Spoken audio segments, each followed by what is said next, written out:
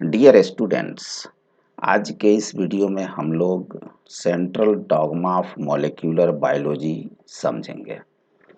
Central dogma of molecular biology क्या होता है? तो मोटे तौर पे आप ये समझिए कि डीएनए से जेनेटिक इंफॉर्मेशन का फ्लो प्रोटीन की तरफ होता है।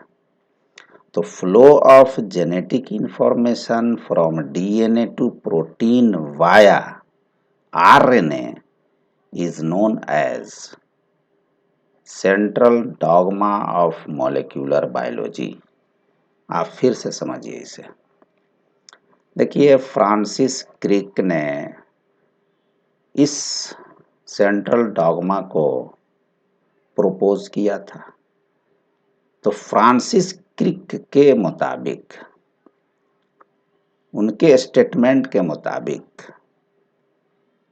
क्या है कि जेनेटिक इंफॉर्मेशन का flow DNA to RNA and finally to protein, ये होता है।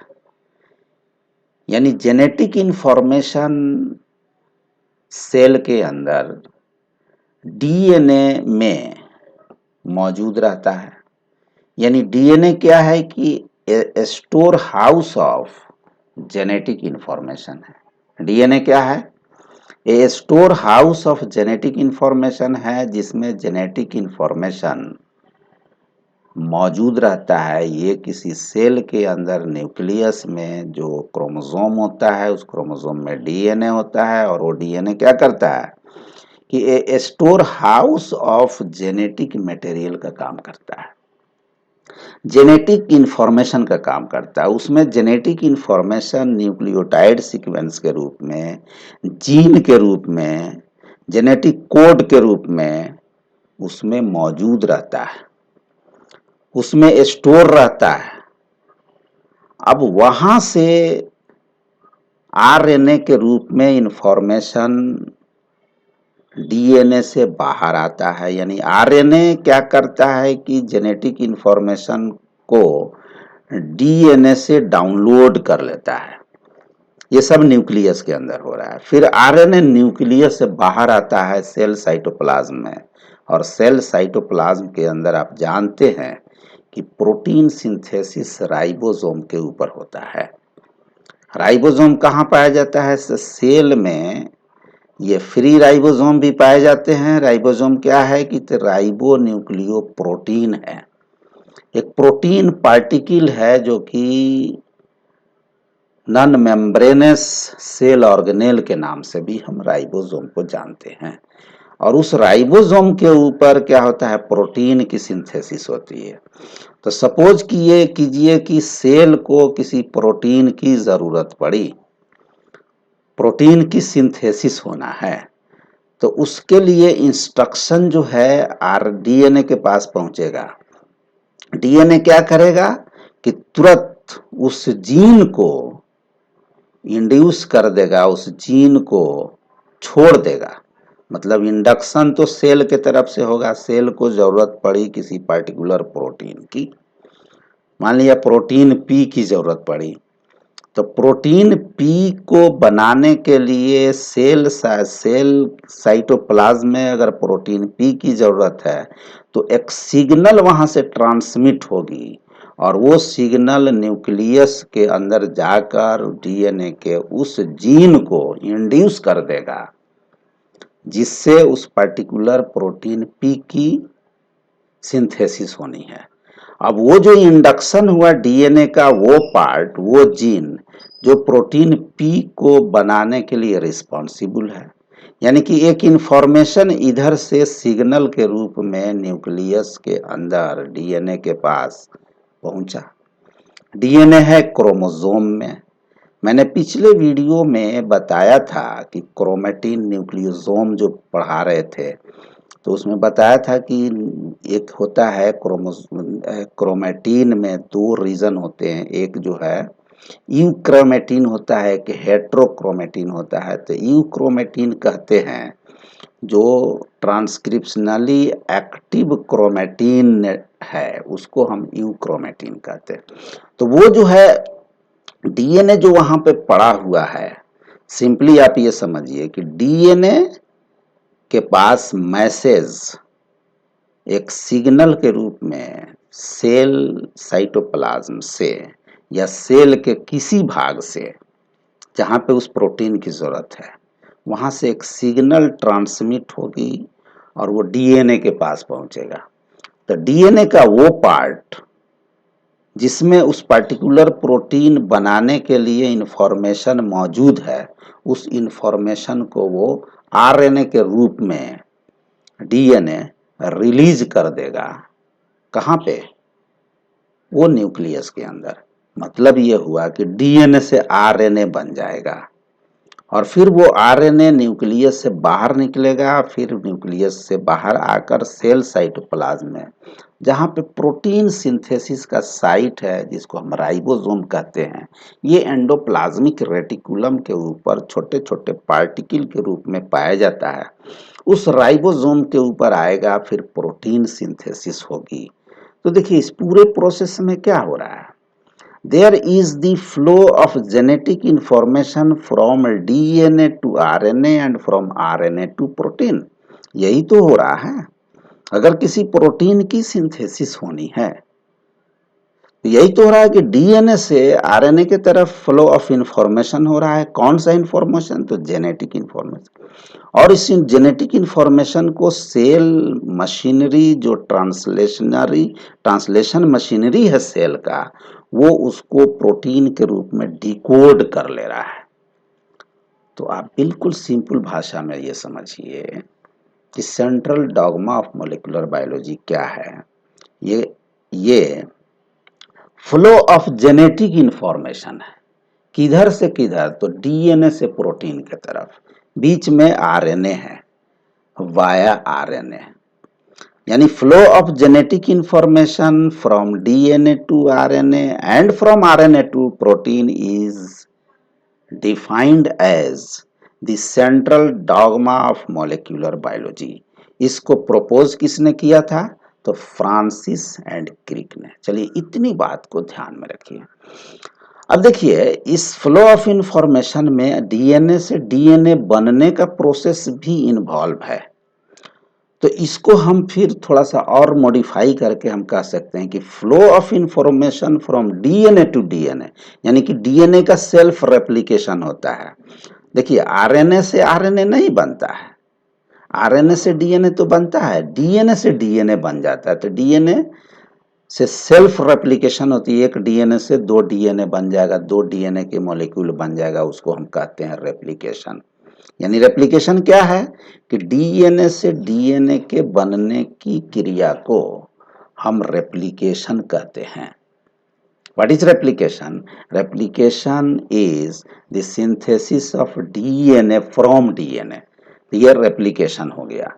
और डीएनए से आरएनए के बनने की क्रिया को हम कहते हैं ट्रांसक्रिप्शन, और आरएनए से प्रोटीन के बनने की क्रिया को कहते हैं ट्रांसलेशन। तो ये डीएनए की असल में फिजियोलॉजी है, और असल में इसमें क्या हो रहा है, जेनेटिक इंफॉर्मेशन का फ्लो हो रहा है from DNA to DNA and from DNA to RNA and finally from RNA to protein. लेकिन कभी भी प्रोटीन से आरएनए की तरफ इंफॉर्मेशन फ्लो नहीं होगा। प्रोटीन जब एक बार बन गया तो उससे जो है उस प्रोटीन से आरएनए नहीं बनेगी। हालांकि आरएनए से डीएनए बन जाती है, जिसको हम सीडीएनए के रूप में जानते हैं। हम लोग लेबोरेटरी में जब आरएनए बनाना होगा, डीएनए बनाना होगा, सीडीएनए बनाना होगा, जब आरएनए से, तो पहले हम आरएनए आइसोलेट करते हैं, उसको प्यूरिफाई करते हैं, फिर उसको हम रिवर्स ट्रांसक्रिप्टेज एंजाइम ट्यूब के अंदर डाल देते हैं कि रिएक्शन मिक्सचर उसमें रहता है, सारे कंपोनेंट होते हैं।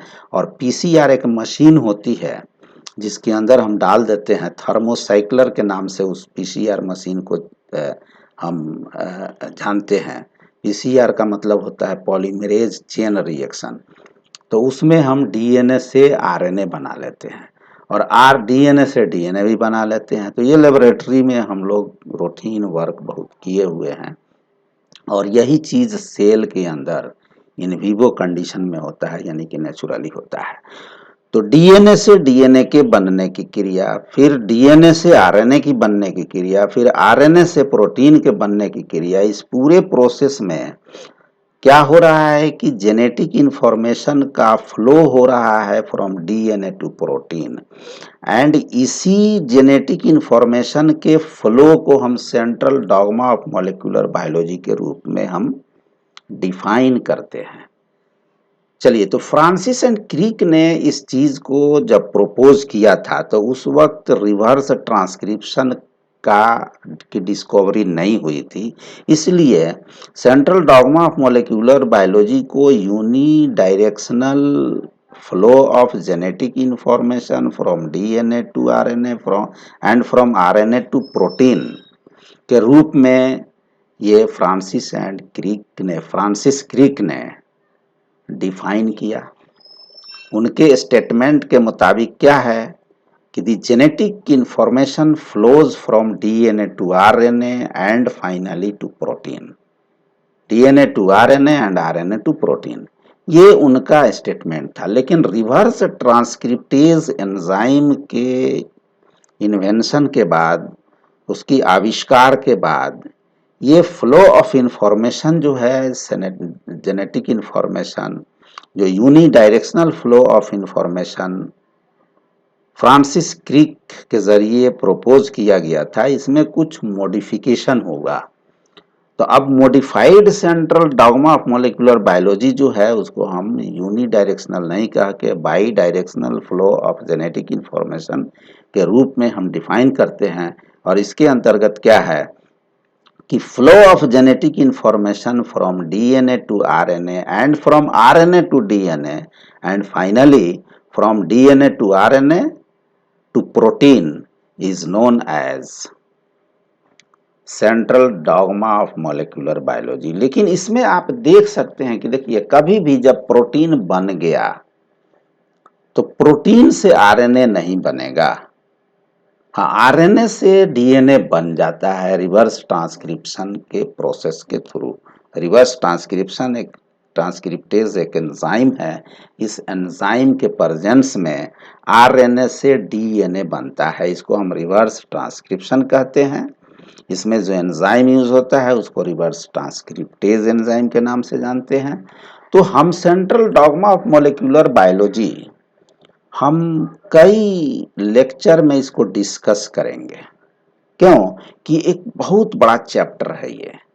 इसके अंदर पूरी डीएनए की फिजियोलॉजी आएगा। डीएनए की फिजियोलॉजी का मतलब ये हुआ डीएनए का फंक्शन, डीएनए की जो बायोलॉजिकल फंक्शन है वो डीएनए के फिजियोलॉजी के रूप में हम लोग स्टडी करेंगे। उसमें पहला जो डीएनए की फिजियोलॉजी है, यानी पहला जो फंक्शन है वो है रेप्लिकेशन। रेप्लिकेशन का मतलब होता है डीएनए से डीएनए का बनना, डीएनए से डीएनए के प्रोडक्शन के प्रोसेस को हम रेप्लिकेशन कहते हैं। इसमें कुछ एंजाइम्स इन्वॉल्व होते हैं जिसको हम डीएनए पॉलीमरेज कहते हैं, और इसमें बहुत सारे और भी एंजाइम्स है जिसको हम जब रेप्लिकेशन का डिस्कशन करेंगे अलग वीडियो में तो पूरी डिटेल इसमें समझेंगे। यहाँ पे आप बस इतना समझिए कि रेप्लिकेशन एक डीएनए का बायोलॉजिकल फंक्शन है, यानी डीएनए का फिजियोलॉजी है जिसमें एक डीएनए का मॉलिक्यूल से दो डीएनए मॉलिक्यूल बन जाता है, यानी डीएनए का सेल्फ रेप्लिकेशन होता है। ठीक है, और दो डीएनए मॉलिक्यूल से फिर चार बन जाएगा। और ये आप देख सकते हैं कहाँ होता है ये, तो जब भी कोई डिवाइडिंग सेल डिवाइड कर रहा होता है तो सबसे पहले उसमें डीएनए की रेप्लिकेशन होती है, यानी न्यूक्लियर डिवीजन होता है। अगर प्रोकैरियोटिक सेल है यानी बैक्टीरिया है तो उसमें एक ही डीएनए की मॉलिक्यूल होती है और डीएनए पहले रेप्लिकेट करेगा, फिर एक बैक्टीरिया दो बैक्टीरिया में चेंज हो जाएगा। तो जहाँ कहीं भी सेल डिवीजन होगा तो पहले उसमें डीएनए का रेप्लिकेशन होगा। बिना डीएनए रेप्लिकेशन के सेल साइकिल यानी सेल डिवीजन आगे बढ़ ही नहीं सकता है। फिर उस सेलुलर प्रोसेस के अंदर, उस सेलुलर फिजियोलॉजी के अंदर बहुत सारे एंजाइम की ज़रूरत पड़ती है। और सारे एंजाइम क्या होते हैं? प्रोटीन्स होते हैं। सारे प्रोटीन एंजाइम नहीं होते हैं, लेकिन सारे एंजाइम प्रोटीन होते हैं। सेल के अंदर जितने भी मेटाबॉलिक एक्टिविटीज़ होती है, या हमारे बॉडी के अंदर जितने भी मेटाबॉलिक एक्टिविटीज़ होती है, वो सारे के सारे कैटालिटिक फंक्शन है, कैटालिटिक केमिकल रिएक्शन है। और वो जो है एंजाइमेटिक रिएक्शन है। कैटालिटिक रिएक्शन का मतलब एंजाइमेटिक रिएक्शन, और सारे के सारे एंजाइम क्या होते हैं? प्रोटीन होता है। इसका मतलब है कि किसी रिएक्शन के लिए अगर किसी एंजाइम की ज़रूरत है, तो पहले उस एंजाइम की सिंथेसिस ज़रूरी है, यानी कि उस एंजाइम में जो प्रोटीन इन्वॉल्व है, उस प्रोटीन की सिंथेसिस पहले ज़रूरी है। तो होगा क्या कि पहले उस प्रोटीन को बनाने के लिए पहले ट्रांसक्रिप्शन होगा, यानी कि पहले एमआरएनए बनेगा, और एमआरएनए बनने की क्रिया को कहते हैं ट्रांसक्रिप्शन। फिर क्या होगा? आरएनए बन जाएगा। वो आरएनए के ऊपर जेनेटिक कोड के रूप में जेनेटिक इंफॉर्मेशन सेल साइटोप्लाज्म में न्यूक्लियस से बाहर आएगा, अगर यूकैरियोटिक सेल है। फिर वो जो है न्यूक्लियस से बाहर आकर सेल साइटोप्लाज्म में, आपने राइबोसोम देखा होगा जो एंडोप्लाज्मिक रेटिकुलम के ऊपर छोटे छोटे जो है पार्टिकल के रूप में इम्बेडेड होता है। उस राइबोसोम के ऊपर प्रोटीन की सिंथेसिस होगी। उस प्रोटीन की सिंथेसिस में टीआरएनए इन्वॉल्व होगा and A set of enzymes involve होंगे।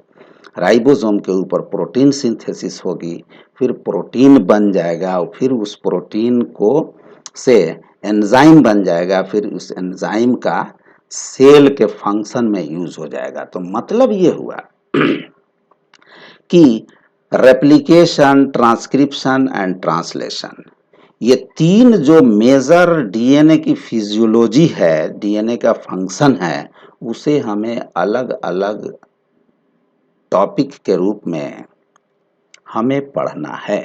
और ये बहुत ही इम्पोर्टेंट टॉपिक है मॉलिक्यूलर बायोलॉजी का। अगर आप मेरे पहले वाले वीडियो न्यूक्लिक एसिड्स और न्यूक्लियोसोम, डीएनए का स्ट्रक्चर, ये सब आप अगर देखे हैं, तो ज़रूर आपको ये सारे मॉलिक्यूलर बायोलॉजी का कॉन्सेप्ट आपका क्लियर होगा। अगर नहीं देखे हैं तो आप ज़रूर उसको देखिए, और मेरे इस चैनल को सब्सक्राइब कीजिए, लाइक कीजिए, और ज़रूर जो है शेयर कीजिए, ताकि ज़्यादा से ज़्यादा लोगों तक ये इन्फॉर्मेशन पहुँचे। Thanks for watching this video.